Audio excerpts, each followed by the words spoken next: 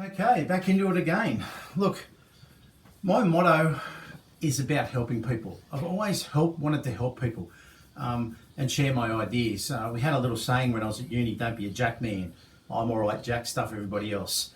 The Universal Router Guide, my original intentions were to try and minimise the use of inverted router table so that kids are doing the work, not the teacher, all right? So what I'm going to move on to now is I'm going to try and make a little bit of sense out of the 10 videos that I've done. And I want to talk about my 35 years teaching experience and my 20 years of H.S.C marking and try and help people out and build a bit of a picture in relation to how we get a 60 out of 60, a 40 for the prac and 20 for the folio. So this little project here is a project I've made with year 11, and I won't talk about how I did it, but I know that this project with a half decent folio gets you that close to a 60 out of 60. It's not funny. All right, now there's 5 things that we mark on practical. So the first thing is a range of skills. So you've got to pick up the students early when they're first looking at the start of year 12 and guide them towards a project that's going to get them 40 out of 40. It's ideal if they draw something up that's very basic and then you can develop it. If they pick something that's quite complicated, well, you've sort of got to backtrack a little bit on that, but you'll work that out as a teacher. So the first thing I want to talk about is quality. So as a marker, we want to put a tick in the top box on our marking criteria. So if there's drips all through it, that's not good. If the draw sticks, that's not good. You want a nice finish. You want no gaps. You want everything to be square. You want your draw to slide properly.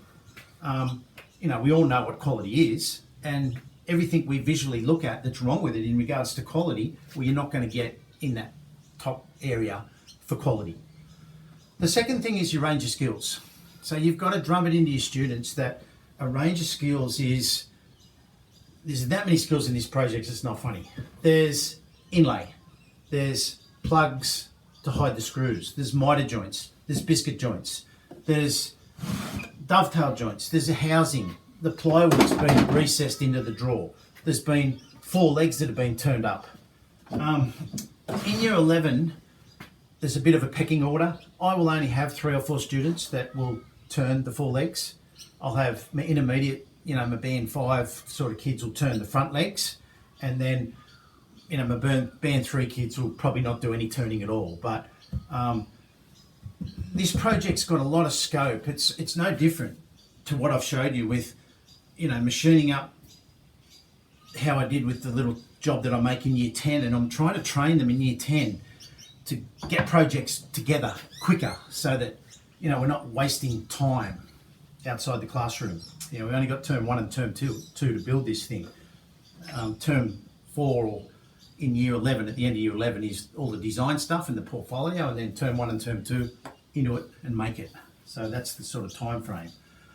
So I got a little bit off track. So the quality and the range of skills has been covered. The next thing that we mark it on is links.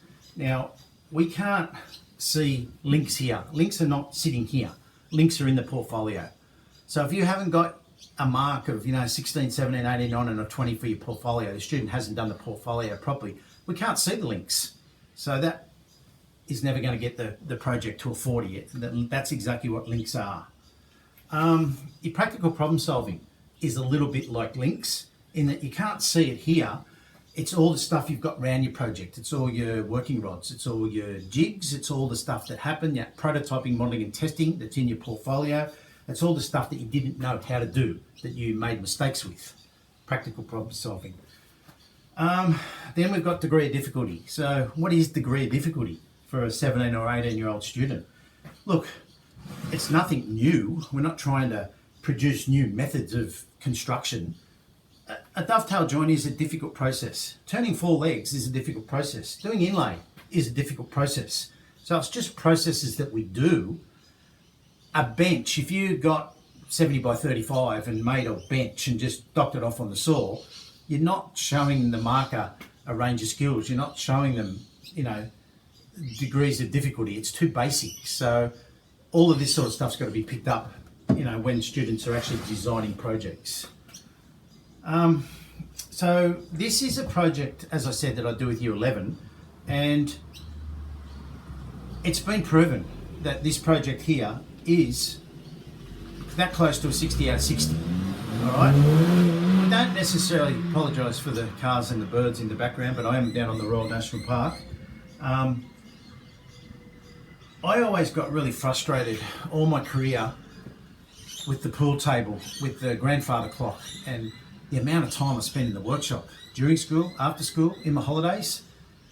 If you're watching this video, we're all at a different stage in our career. I'm at the end of it. I don't want to be more so now at the end of it, I don't want to be in the workshop after school. I'm moving into retirement, and when I had little kids, I didn't want to neglect them either. So you've got to sort out your time and give students the opportunity to do their other subjects as well. If they're spending every minute of the day in the workshop, well, they're neglecting all their other subjects too. So look, that's just a bit of a starter in relation to not necessarily have to have a $3,000 project, all right, to get a good mark. A radiata pine bedside table can get you into a 60 out of 60. All right, just a little bit of a follow on with this. So this is just a model of the leg for that bedside table there. This project can be really easily modified to, it's made exactly the same, except it can be modified to a cabriole leg. So, as I mentioned in my last video, I didn't know how to make a cabriole leg. It's actually not that difficult to make a cabriole leg. So, once you've made up your template, you see this bit of 70 by 70, it's been machined up in the Universal Router Guide and it's been offset. We've seen enough from the first two videos to understand that that gets put in the Universal Router Guide with a scrap bit of timber on this side so that that becomes the center. You set up your stops and you can router that, and this has got to be done before we cut our cabriole leg out. You'll notice the bottom, that's a 90mm cutter, but this is a 12mm cutter, and again it's been put in the Universal Router Guide, chock of timber, and this has been marked out and this has been marked out. Once we cut all of the framing joints, then we can run it through the bandsaw. So we run it through the bandsaw and cut on the lines, everything falls apart. What you want to do then is you want to get some masking tape or something and glue everything back together so that when you go into the bandsaw and you do the second cut, it's sitting flat on the table. So once you cut one way, turn it around, cut the second way, pull your tape off, all this falls apart and you end up with a leg that looks very similar to that. All right, this is spoke shave and a bit of busy work there in regards to that leg, but this project here can be very easily modified to making a cabriole leg. All right, I think the easiest way for me to go through the portfolio is I've got the portfolio sort of laid out as a hard copy on the table. Look, we've always got to stick to the rules. Day one, fourth term, students start this. I always get my students to think about things a little bit. So that day one they can walk in and tell me that they're going to make a blanket box or a desk or something, but no pictures, no sketching, no development. So I never start with a statement of intent. I always start with research, having a little bit of a look on the internet. If they're going to do a bedside table, well, let's pick some bedside tables that are way too easy. Let's pick some bedside tables that are way too hard, and let's pick some bedside tables that relate to what they think that their final project's going to look like. And an image is worth nothing. They've got to have an explanation of why the actual image is in the portfolio. Often, if you start students on a statement of intent, they don't know where they're going. It's too early for a statement of intent. Many a time I've walked into the staff room going, oh my God, how am I going to get these kids through? They can't write a statement of intent. But I've asked them to write it too early. So remember, it's a statement of intent. Your statement of intent has got to be evaluated at some stage. And you'll notice that my evaluation is often done very poorly in students' projects. It's in a separate font, not a separate font, it's in a separate, a different colour text so that ongoing evaluation is very clear. So students find this word justification and evaluation actually quite difficult. I always set up my justification like that. What I did on the left and what I could have done on the right for processes, technologies, materials and resources. So I turned my leg, I didn't do a taper, I didn't do a curve leg, I didn't do a cabriole leg. So your justification is about really understanding your context area and coming up with alternatives and picking the right alternative. Okay, sketching's interesting. How many times have we got students to sketch just a basic cube on an A4 piece of paper? They find sketching really hard. Sketching's got to have a lot of research in it. It's got to have alternatives. It's got to have a process from something quite easy through to development to a final design sketch. It's got to be taught to students. There's all different types of sketching, orthogonal sketches and pictorial sketches. You're communicating with an examination marker. We've got 20 minutes to mark this thing if it's timber or metal, 25 if it's mouldy. The portfolio needs to be in order. It needs to be under the headings. You don't want to go searching for things. Prototyping, modelling and testing. A lot of this stuff will be around your project, as already mentioned, but this student's here's turned up 5 legs to get the shape of the legs right and the distance of the shoulder right. There's examples of prototyping, modelling and testing. Your workshop drawings, that's that little bedside table drawn up with a cabriole leg, and it's also drawn up with a turn leg. I love Onshape.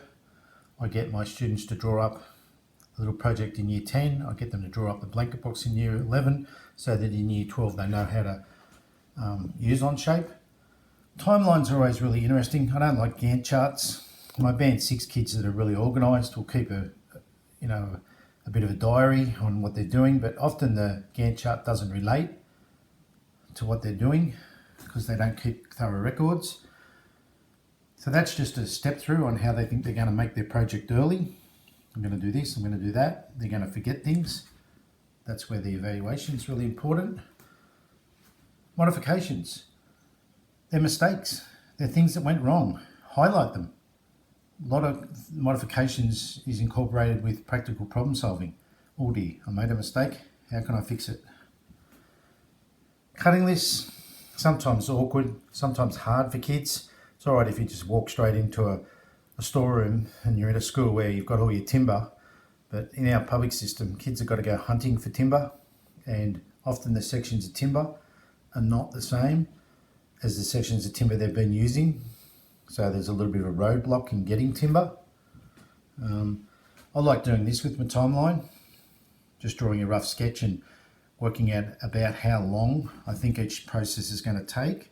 So, you know, that rough thing there he says it's going to be 52, he or she says 52 periods, and you can work out how much time you've got in relation to the project. WH&S, you know, it's an 80-page folio. You need a variety of things on WH&S, safe work method statements and pictures of signs and pictures of kids with the correct PPE. You don't need to go overboard to get the tick in the top column. And I missed out on the record of production. So this here is record of production, which should go before WH&S. So just make sure students have, I know it makes it really hard when you're allowed to take your phone into class anymore.